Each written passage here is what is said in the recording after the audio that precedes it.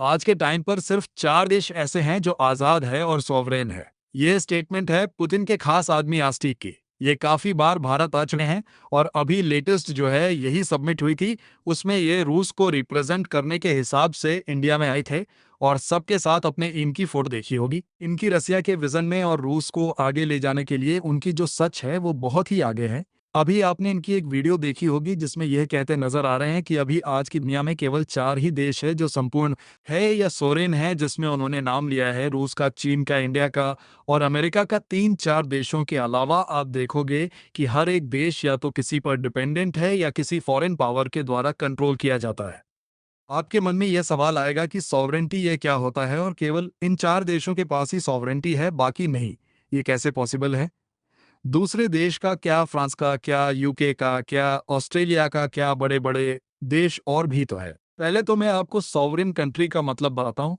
इसका मतलब होता है कि क्या आप अपने हिसाब से देश को चला रहे हैं या रूल कर रहे हैं, या फिर आप किसी दूसरे देश पर आश्रित हैं, या आपको दूसरा देश आपको कंट्रोल कर रहा है, जैसे कि पाकिस्तान। पाकिस्तान को अमेरिका कंट्रोल करता है, चीन कंट्रोल करता है। उन्होंने कहा कि सॉवरेनिटी 3 टाइप की होती है। पहले होता है स्टेट, दूसरा होता है सोशल और तीसरा होता है सोशियो इकोनॉमिक।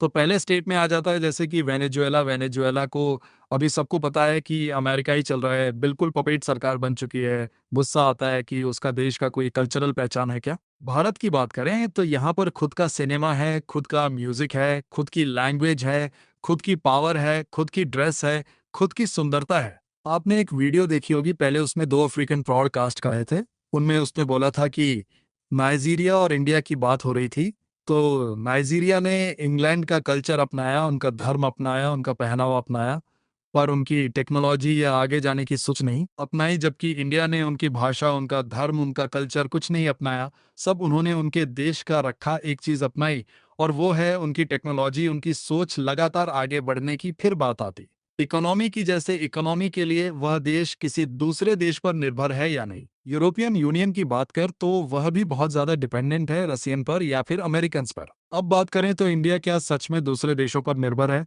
तो इसका जवाब है नहीं। इंडिया अपने आप में इतना सक्षम है कि वह कई सालों तक अपने आप को आगे ले जा सके कि हमारे पास इंटरनल कंजप्शन बहुत है, हमें एक्सपोर्ट की जरूरत ही नहीं है। मैं आप लोगों से पूछना चाहूंगा यह सवाल कि सच में ये 4 देश ही हैं, चीन, इंडिया, रसिया, अमेरिका, जो सॉवरेन कंट्री और भी है। आपका क्या मानना है इसमें? आप उनकी कमेंट से एग्री करते हैं या नहीं, या फिर रसिया सिर्फ दुनिया को बहला रहा है? आपको क्या लगता है कि और भी देश है जो इसके लायक है, सक्षम है? तो आप बिल्कुल कमेंट सेक्शन में उसकी जानकारी दो और आप उसका रीजन भी लिखें। साथ में वीडियो पसंद आए तो प्लीज़ चैनल को सब्सक्राइब करें।